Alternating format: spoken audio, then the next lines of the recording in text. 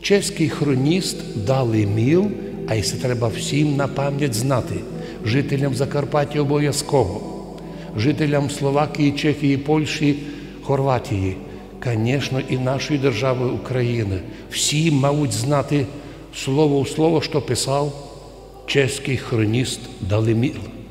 Далиміл був доста такий націоналіст чеський. Він все хотів підвести під історію Чехії, що там все було чесько, як то було красно. І вдруг, якби протиріча собі, пише, записує священне предання. Він пише так. Апостол Мефодій, котрий був русином, крестив князя Борживоя, його жону Людмилу, і служив у Празі першу службу, а він пише тут по-латинськи «омшу», по-слав'янськи. Ясно, що Мефодій не був русином, но думаємо, що настільки владів церковнослав'янським нашим язиком, що люди казали, це наш чоловік. А по преданню історик Далиміл, а Далиміл такий для Чехії, як для нас літописець Нестор. Ну, удивительно, міг же написати Далиміл, що Мефодій був чехом. А ні, написав, був русином. Я так думаю собі, що оскільки ми, жителі Закарпаття, знаємо кращу історію, ніж, можливо, другі громадяни, зато ми держимося доброї історичної пам'яті, откуда ми, откуда наша історія йде. Як от Кирило Мефодій у нас прийшло православ'я. І саме головне, наші предки, угрини троє братів, Мойсей, Георгій і Єфрем, оказалися в Києві, можливо, були придворні одної з жон, і оказалися воспитателями любимих дітей князя Володимира. Так що інтересно, Борис і Глеб воспитувалися на житті Людмили Чешської. І коли вони читали її житіє, узнали, як вона смиренно приймала мученическу смерть за Христа, колись і сказав сам Борис, і я би хотів так умерти, як Людмила Чешська, не боятися смерті за Христа. І коли узнав, що в Києві до власти насильно прийшов його брат, то він сказав, брате, хочеш, так князюй. Но тот нікому не довіряв, рішив усіх синовей і дітей князя Володимира повбивати. І коли мав у руках Борис всю армію, котрі казали, дай нам команду, Борисе, ми відемо твого брата, накажемо, но розумів Борис. Якщо він то зробить, пів Києва треба буде вбивати, там буде страшне кровопролиття. І він тоді сказав знамениту фразу, я не підніму руки мої на брата моєго. І це був перший святий Київський, котрий показав приклад усім правителям на всі времена. Я не підніму руки на брата свого. Кілька раз так було в історії Київської Русі, що князя, браття воювали один проти другого, навіть синов'я Владимира сопротивлялися. Но головне, що життя Людмили Чешської воспиталися, такого були духа. І, наконець, нині святкуємо ще одного святого, Прокопія Сазавського, котрий примерно через 120 років спочив. Но він під Прагою і донині є там Сазавський монастир. Його основав Прокопій. Сам він, будучи з чеського села, і життя, каже, він був чехом. Но ми сумніваємося тому що він не лише учився слов'янському язику, який був общий для всіх. Тоді ще не существувало чеського, латинського язика, бо латиника ще не завладіла Чехією тоді. І він учився у Вишеграді, там, де була главна школа православна і кирилична школа.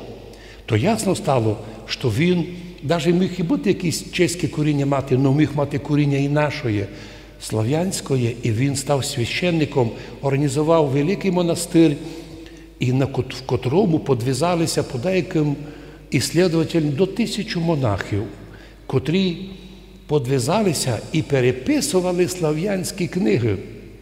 Знаменита княгиня Анна Київська, котра була жона французького короля, по путьові на Францію проходила мимо Праги.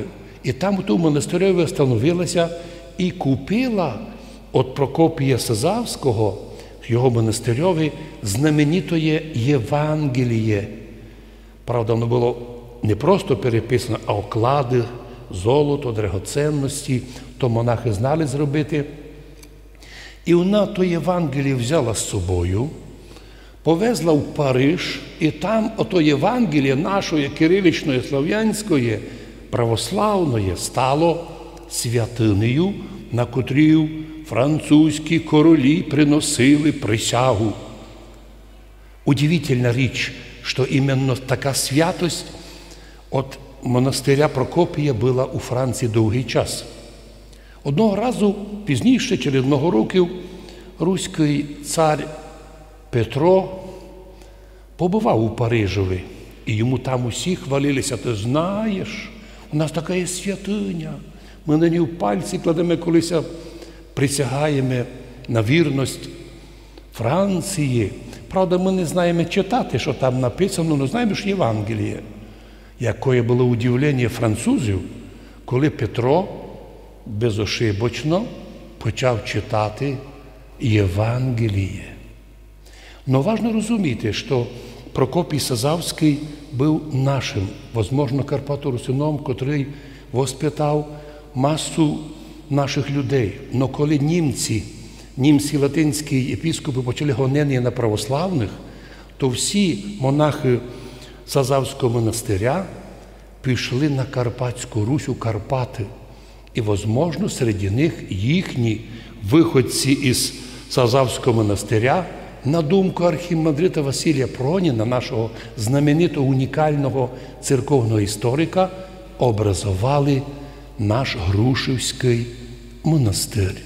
Господи, благослови наших людей, щоб ми добре знали історію, щоб молитвами мучениці Всехвальної Єфімії у всьому світі завжди мали свою позицію.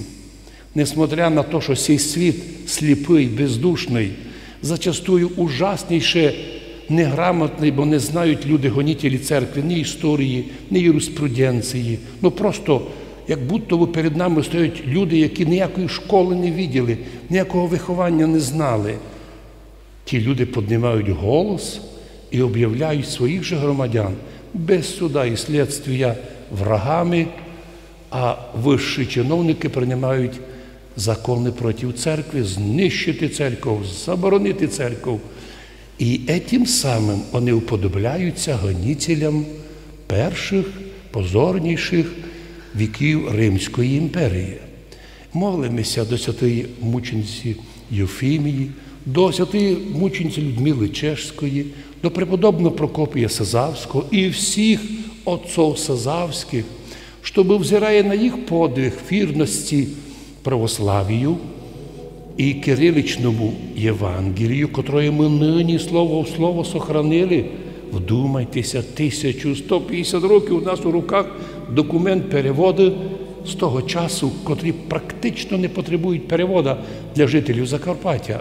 Ми й тут, діти Божі, настоящі православні, древні православні, на 100 років древніші православні від київлян.